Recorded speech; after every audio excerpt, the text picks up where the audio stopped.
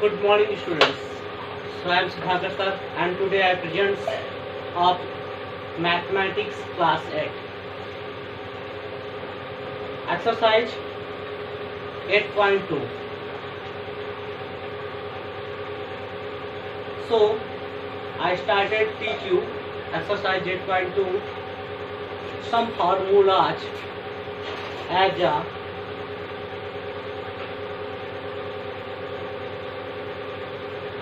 loss is equal to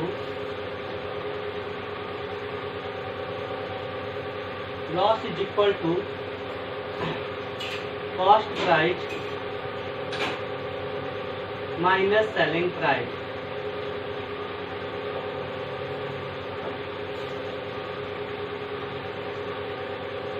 Formula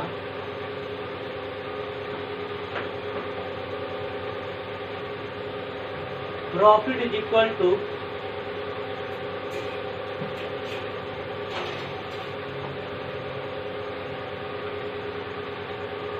selling price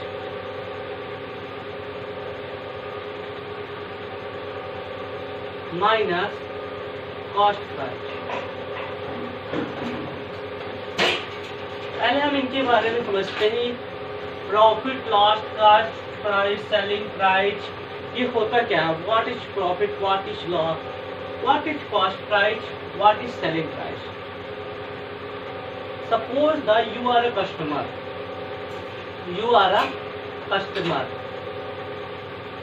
suppose that you are a customer and I am a seller, I am a shopkeeper. You and I, you आपका कौन है? Who are you? Customer. मैं कौन हूँ? Shopkeeper. Okay. You bought a one pen of this shop. You bought a one pen of this shop.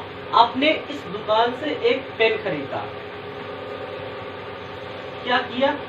You bought a pen of this shop. आपने इस pen से, आपने इस दुकान से एक पेन खरीदा. Firstly, you went to shop. आप दुकान गए. You bought a pen. This price of 5 rupees one pen. Okay. आपने एक पेन खरीदा जिसकी प्राइस 5 रुपए की वन पेन थी. योर आपने क्या किया? बॉट किया. बॉट मतलब होता है खरीदा. क्या किया? खरीदा. बॉट किया. तो बॉट करना या खरीदना ही आपकी क्या हो गई? Cost price. क्या हो गई? Cost price. और किससे आपने खरीदा? शॉपकीपर की. शॉपकीपर ने आपको जो पेन दिया, इस शॉपकीपर की हुई selling price. Selling price. Suppose the आप कस्टमर हैं और मैं कौन हूँ? शॉपकीपर हूँ. आपने को पेन चाहिए. You want to a pen. You are going to shop. आप दुकान में गए and bought a one pen. This price of one pen is equal to 5 rupees. How many price? 5 rupees. You bought a pen. You bought a pen. आपने pen खरीदा. This your price of called cost price. आपने जिस price पे pen खरीदा है वो आपकी cost price हुई. Shopkeeper sell this pen. Shopkeeper sell this pen price of the selling price of shopkeeper. वो प्राइस शॉपकीपर की सेलिंग प्राइस कहलाएगी और आपकी कौन सी प्राइस कहलाएगी?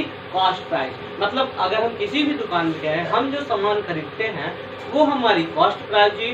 शॉपकीपर ने जिस सामान को बेचा वह शॉपकीपर की सेलिंग प्राइस हुई. सपोज आपको 3 बनाना चाहिए. बनाना की शॉप में जाते हैं. आपने दुकानदार से पूछा तो मुझे 3 बनाना चाहिए. दुकानदार ने बोला 1 banana price 5 rupees. 3 bananas 5, price 15 rupees, you pay the 15 rupees. आपने दुकानदार को पे कर दिया 15 रुपए। आपने जो दुकानदार को 15 रुपए जो पे किया तो वो आपकी कॉस्ट प्राइस हुई, क्योंकि आपने उस सामान को इतने रुपए में खरीदा। दुकानदार ने आपको 15 रुपए में बेचा है तो वो दुकानदार की सेलिंग प्राइस हुई, ना कि आपकी। दुकानदार की कौन सी प्राइस हुई? सेलिंग प्राइस हुई। ये cost price and selling price समझने के बाद मैं आपको पढ़ाता हूँ profit and loss. Profit and loss as you, जैसे कि आपने सपोज किया था कि आप एक कस्टमर हैं, you are a customer and I am a shopkeeper, मैं एक दुकानदार। अब मैं दुकानदार हूँ, अब मैं क्या करता हूँ, इस जो पेन था मैंने आपको सेल किया है, उस पेन को मैंने क्या किया था, 3 रुपये में 1 पेन क्या किया था, बॉट किया था। ये अदर शॉप से मैंने क्या किया था, इस अदर शॉप से 3 रुपए का 1 पेन बॉट किया था, मतलब खरीदा था। और आपको मैंने वही पेन को कितने रुपए में दे दिया, 5 रुपए में मैंने आपको दे दिया कि नहीं? मैंने क्या किया था, I bought a pen for the price of the 3 rupees and I sell the pens of you 5 rupees. मैंने उस पेन को 3 रुपए में खरीदा था और आपको मैंने कितने रुपए में दिया, 5 रुपए में दिया। तो जो मैंने पेन खरीदा था ये मेरा था कॉस्ट प्राइस, क्योंकि मैंने कॉस्ट प्राइस मेरी क्या थी, पेन की 3 रुपीज। और मैंने आपको पेन जो है, जैसे कि ये राम है, सपोज इसका नाम राम मान लेते हैं, इसका नाम श्याम मान लेते हैं और इसका नाम मोहन मान लेते हैं। श्याम नाम का ये जो दुकानदार है, शॉपकीपर है, श्याम ने राम से 3 रुपए में पेन खरीदा। Shyam bought a pen for Ram in 3 rupees. Shyam selling of the pen from Mohan to 5 rupees. Shyam ने क्या किया, राम से 3 रुपए में पेन खरीदा और मोहन को 5 रुपए में सेल करके बेच दिया।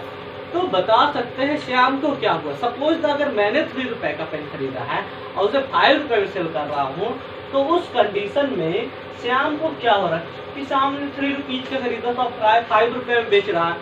तो उस कंडीशन में श्याम को क्या हो रहा है, प्रॉफिट हो रहा है।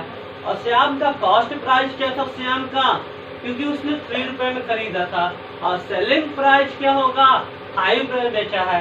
तो प्रॉफिट इक्वल टू मैंने लिखा था सेलिंग प्राइस। सेलिंग प्राइस हमारा कितना है, 5 रुपए। कॉस्ट प्राइस हमारा कितना है, 3 रुपए। तो हमें प्रॉफिट कितने रुपीज का हुआ, 2 रुपीज का। ये थे तो प्रॉफिट के बारे में समझना। अब हम इसी क्वेश्चन में लॉस के बारे में समझेंगे, क्या होगा लॉस। सपोज द आप क्या है, कस्टमर हैं, या यह एक शॉपकीपर है, इसने इस पेन को इस यहाँ से परचेज किया होलसेलर से। सपोज द ये होलसेल की दुकान है, ये शॉपकीपर मतलब रिटेलर की दुकान है, और रिटेलर और ये कस्टमर हुआ। 3 लोग हैं, होलसेलर है, रिटेलर हुआ, कस्टमर हुआ। होलसेलर मतलब थोक विक्रेता, रिटेलर मतलब फुटकर विक्रेता, और कस्टमर मतलब ग्राहक। अब इसने होलसेलर से क्या किया, जो शॉपकीपर था, रिटेलर था, उसने क्या किया, होलसेलर की दुकान से इसने क्या खरीदा, पेन खरीदा। कितने रुपए का पेन खरीदा, 5 रुपए का। तो शॉपकीपर की कॉस्ट प्राइस कितना हुई, कॉस्ट प्राइस हुई 5 रुपए। ये इसका पेन ऐसा पेन था कि बहुत दिन तक बच्चों रखा ही रह गया, बिक ही नहीं रहा था। अब ये सोचता है कि मेरे तो पैसे तो फंसे हुए हैं, मुझे तो उन पैसों को निकालना है। तो शॉपकीपर ने क्या किया, सोचा मैं इसकी, अगर रिटेलर ने क्या किया कि सोचा मैं इसकी प्राइस क्या कर दूं, कम कर दूं तो शायद बिक जाए। तो शॉपकीपर ने 1 रुपए इसकी प्राइस डिक्रीज कर दी, घटा दी, और कस्टमर को ये 4 रुपए में सप्लाई करने लगा। अब कस्टमर क्या है कि 4 रुपए में इस पेन को लेने के लिए तैयार हो गया। तो यहाँ पे शॉपकीपर ने क्या किया, 5 रुपए का इसने खरीदा था होलसेलर से। अब यहाँ पे 5 रुपए का खरीदा था रिटेलर मतलब शॉपकीपर, और उसने क्या किया कि उसी पेन को 4 रुपए में बेच रहा है। तो उसने क्यों 4 रुपए में बेच रहा है आपको मालूम है, क्योंकि उसका यहाँ पे पैसा फंसा हुआ है और सोचता है वो हमारा जो 5 रुपए का मैंने पेन खरीदा था, अगर उसमें 4 ही रुपए मिल रहे हैं तो मेरे कम से कम दूसरा सामान ले लेंगे, तो वो 4 रुपए में ही बेच रहा है। तो यहाँ पे उस कंडीशन पे हमने क्या किया कि ज्यादा पैसे में किसी चीज को खरीदा और कम पैसे में बेच रहा हूँ, तो उस कंडीशन में हमें क्या हो रहा है, लॉस हो रहा है। लॉस मतलब हानि हो रहा है। तो यहाँ पे इसका फार्मूला बनता है लॉस का, कॉस्ट प्राइस मतलब ज्यादा पैसे का खरीदा है माइनस सेलिंग प्राइस। तो कॉस्ट प्राइस यहाँ 5 रुपए का खरीदा, सेलिंग प्राइस 4 रुपए में बेच रहा है, तो उसे 1 रुपए का लॉस हो रहा है। क्या हो रहा है, लॉस हो रहा है। फिर आपको ऐसे ही प्रॉफिट परसेंटेज, जब हमें प्रॉफिट मिल जाता है या लॉस मिल जाता है तो उसका हम परसेंटेज निकालते हैं। प्रॉफिट परसेंटेज मीन्स होता है आपको जितना प्रॉफिट हुआ हो 1 रुपए का 5 रुपए का, और आपको प्रॉफिट इंटू 100, उसमें आप 100 का मल्टीप्लाई करके कॉस्ट प्राइस से डिवाइड करते हैं। Profit into 100 upon cost price, ये हमारा होता है प्रॉफिट परसेंटेज है। अब सपोज द मैंने क्या किया था कि पेन को 3 रुपए में खरीदा था और 5 रुपए में बेच रहा हूँ। I am shopkeeper and I bought a pen 3 rupees and sell of the 5 rupees. Then these condition I have a profit equal to 5 minus 3, मतलब SP minus CP equal to total कितने रुपए का प्रॉफिट हुआ, 2 rupees का। तो मैंने सोचा हमें परसेंटेज निकाल लेते हैं कि हमें कितने परसेंटेज का प्रॉफिट हुआ। प्रॉफिट हुआ 2 रुपीज का, यहाँ पे 100 है, और कॉस्ट प्राइस मेरी क्या थी 3 रुपए, क्योंकि मैंने 3 रुपए में खरीदा था ना, और 5 रुपए में सेलिंग कर रहा हूँ। तो ये हो गया 200 अपॉन 3, और 200 अपॉन 3 को हम क्या लिख सकते हैं, आपको मालूम है यहाँ पे 200 है, 3 6 जा 18, 3 6 जा 18,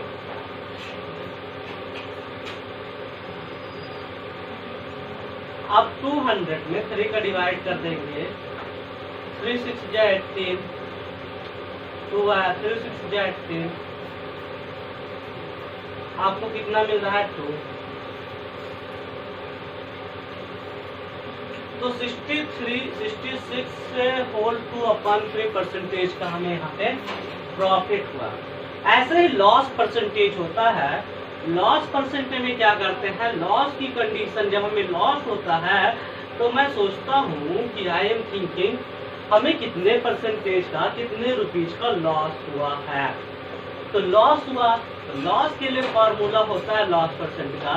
यहाँ पे आपका लॉस होगा इंटू 100 होगा अपॉन CP। सपोज द अगर मैं क्या है कि कोई प्रोडक्ट 3 यानी 5 रुपए का खरीदा हूँ और उसे 4 रुपए में बेच रहा हूँ, तो हमें कितने का लॉस हो रहा है, 1 रुपए का। तो 1 इंटू 100 अपॉन CP। अब 5 बन जाए 5 2 10, कितने परसेंट का लॉस हुआ, हमें 20% का लॉस हुआ। तो इस तरह हमारा क्या है, लॉस परसेंटेज निकलता है। लॉस परसेंटेज आफ्टर हम आपको बताएंगे कि अगर हमारे पास क्या है, प्रॉफिट भी हो और सेलिंग प्राइस भी हो, तो हमें कॉस्ट प्राइस निकालने का फार्मूला क्या होगा।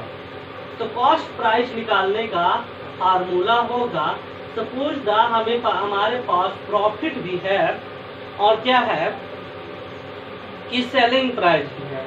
तो कॉस्ट प्राइस निकालने का फार्मूला होगा SP। SP मीन्स होता है selling price into 100 upon 100 plus profit percentage. Loss की कंडीशन पे हो जाएगा SP into 100 upon 100 minus loss percentage. ये कॉस्ट प्राइस निकालने का। अब हमारे पास कॉस्ट प्राइस भी है और प्रॉफिट भी है, दोनों चीजें हैं। क्या है? कॉस्ट प्राइस भी हमारे पास है और प्रॉफिट भी है, लेकिन हमें सेलिंग प्राइस पता नहीं है। तो सेलिंग प्राइस निकालने का फार्मूला होता है CP into 100 plus profit percentage upon 100। ये होता है प्रॉफिट की कंडीशन पे। लॉस की कंडीशन पे CP into 100 minus loss percent upon 100, ये लॉस की कंडीशन पे। तो स्टूडेंट्स ये हमारे थे फार्मूले किससे related? Selling price, cost price, profit percentage, loss percentage, cost price, selling price, इन सारी चीजों के फार्मूले थे, इन सारे। अब हम इन्हीं से रिलेटेड क्वेश्चन क्या है एक्सरसाइज 8.2 में पढ़ेंगे। स्टूडेंट्स आज मैं आपको फर्स्ट एंड सेकंड क्वेश्चन पढ़ाऊंगा एक्सरसाइज 8.2। तो ये हमारे थे फार्मूले।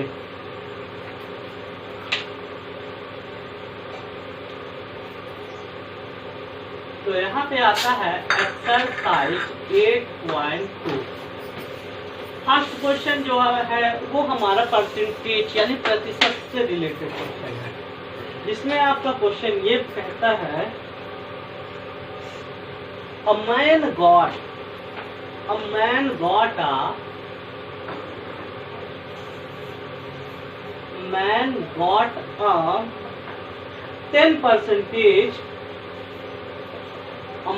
got a 10% increase in his salary.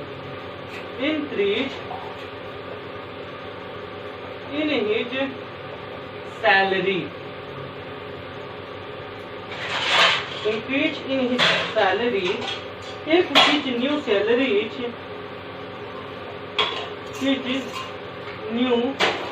salary is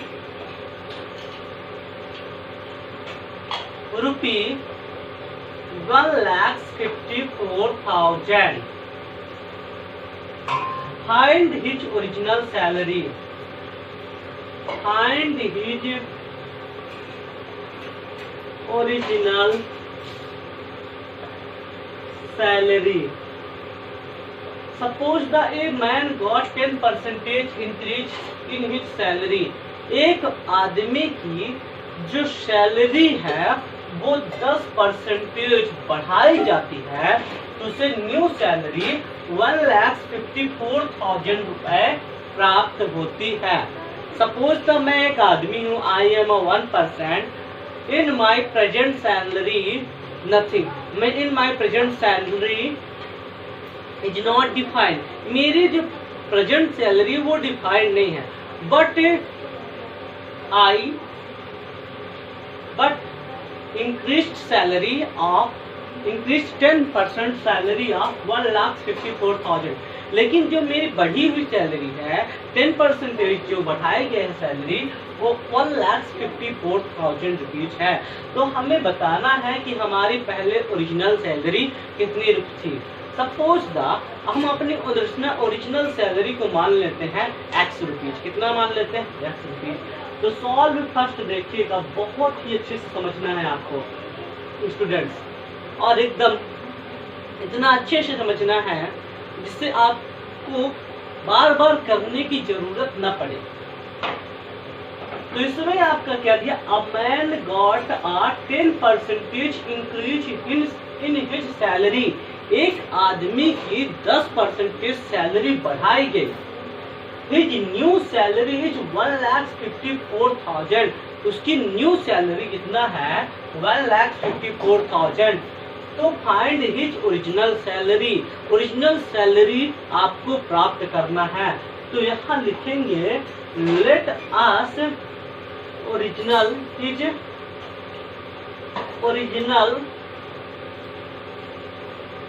salary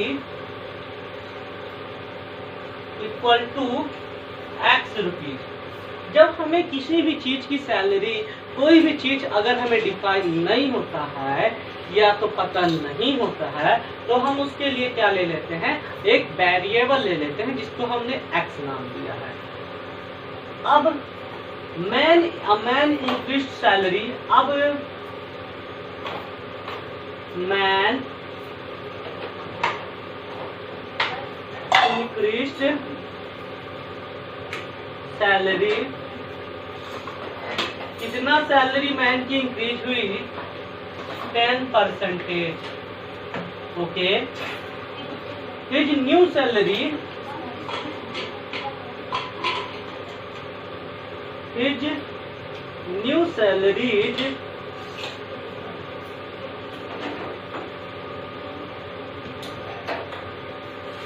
1,54,000।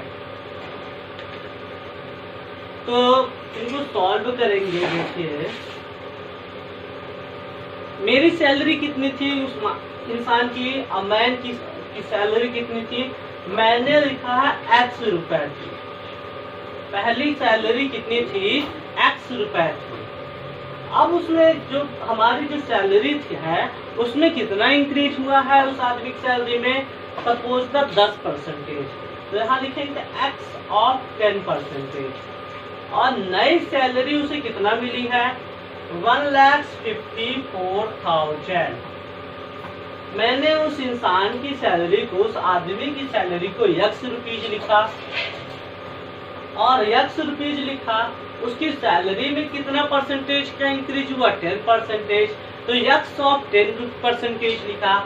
अब उसकी न्यू सैलरी कितनी मिल रही है? 1,54,000। तो मैंने ऐसा किया। अब आप देख रहे हैं तो उसकी प्रेजेंट सैलरी x थी। x ऑफ 10% को आप क्या लिख सकते हैं? x इंटू 10% को लिख सकते हैं 10/100। राइट कर सकते हैं। 1,54,000 है, इसको क्या लिख सकेंगे? 1,54,000। अब आप इसमें देखेंगे 10 से 10 कैंसल हो गया।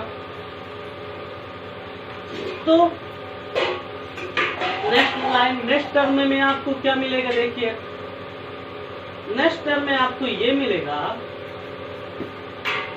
x plus x/10 is equal 1,54,000। अब यहाँ पे देखेंगे क्या नंबर है? कुछ भी नहीं दिख रहा है, 1 कर लीजिए। अब इक्वल में आपको क्या मिला? 10 1 के एलसीएम, आपको 10 ही मिलेगा। अब यहाँ पे 10 का मल्टीप्लाई किससे हुआ? x से। तो 10 इंटू एक्स। 1 का मल्टीप्लाई किससे हुआ? x से। 1 into x equal to 1,54,000। 10x 1x, तो क्या हुआ? 11x।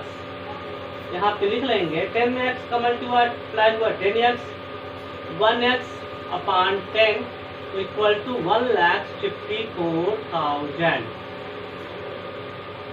तो 10 1 कितना हुआ? 11x/10 equal to 1,54,000। अब ट्रांसपोजिंग 11/10 टू RHS क्या लिखेंगे? ट्रांसपोजिंग, यहाँ पे मैं बता रहा हूँ, transposing 11/10 to RHS।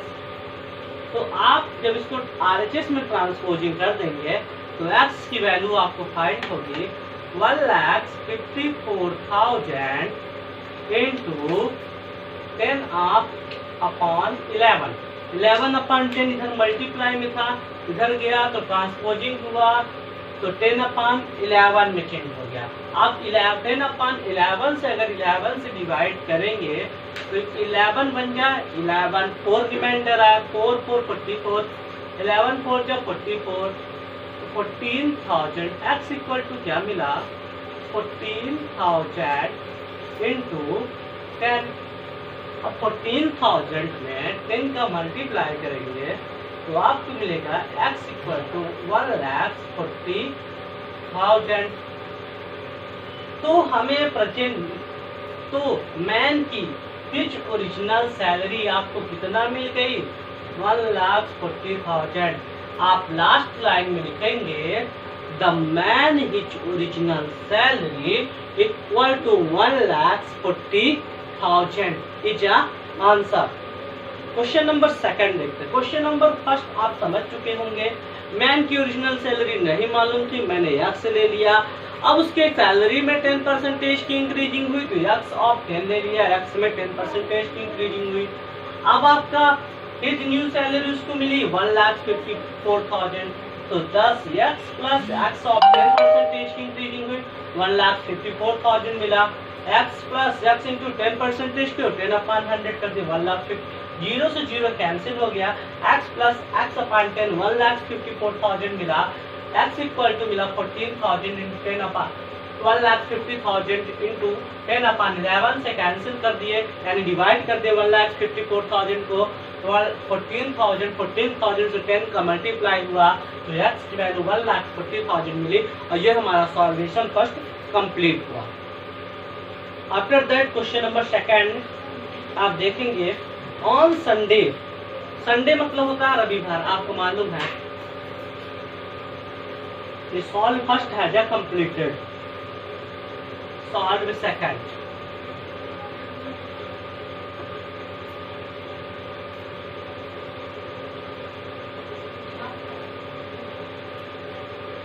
Question number second आपका है exercise 8.2 math class 8।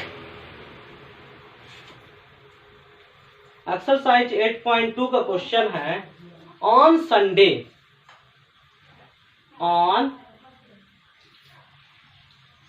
Sunday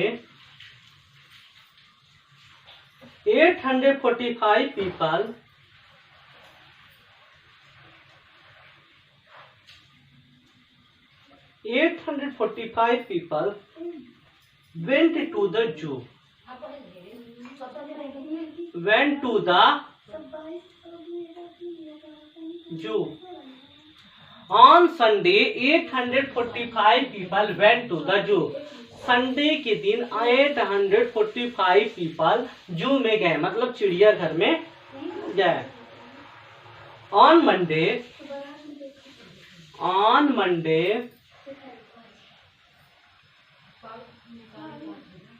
169 people went.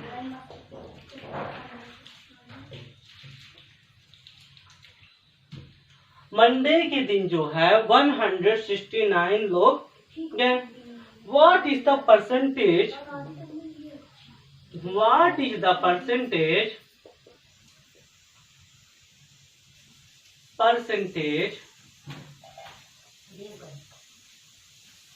What is the percentage decrease in the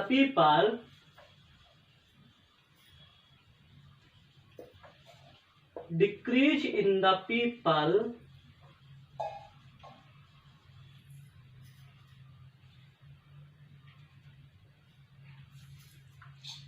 visiting the zoo on Monday?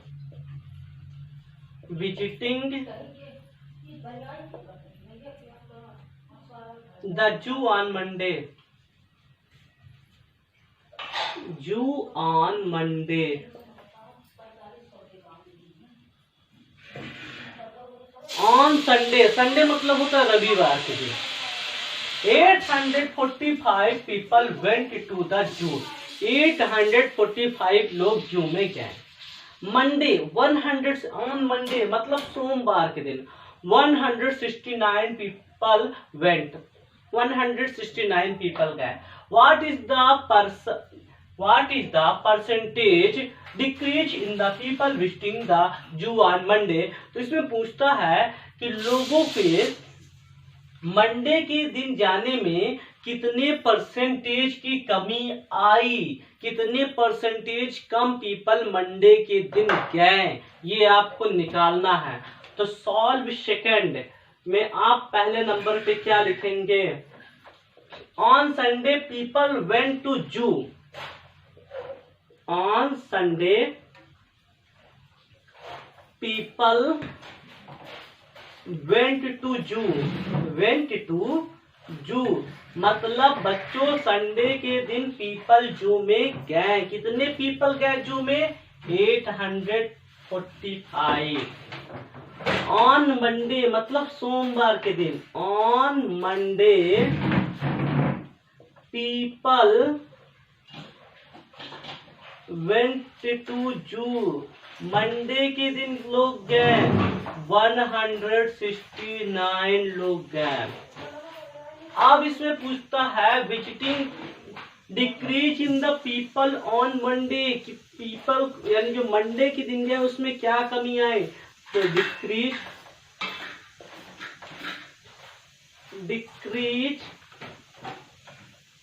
In the people, लोगों में आई कमी, कितनी कमी हुई, तो आप 845 माइनस 169 कितना आएगा, 15 में 9 माइनस हुआ 6, 13 में 6 माइनस हुआ 7, 7 1 माइनस 6, 676 लोग जो है मंडे के दिन कम गए।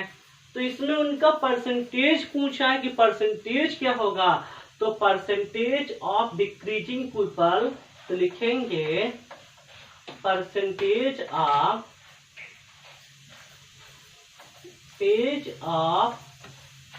Decreasing people on Monday. तो परसेंटेज क्या था, तो परसेंटेज निकालने के लिए देखिए कितने कम पीपल गए थे मंडे के दिन, 676। संडे के दिन टोटल कितने गए थे, 845 और इंटू 100 परसेंटेज। अब इसको आप क्या कर सकते हैं, डिवाइड कर सकते हैं। किससे डिवाइड कर सकते हैं आप देख लीजिए, अगर आप 5 से डिवाइड करेंगे, दोनों नंबर जो हैं आपके क्या हैं,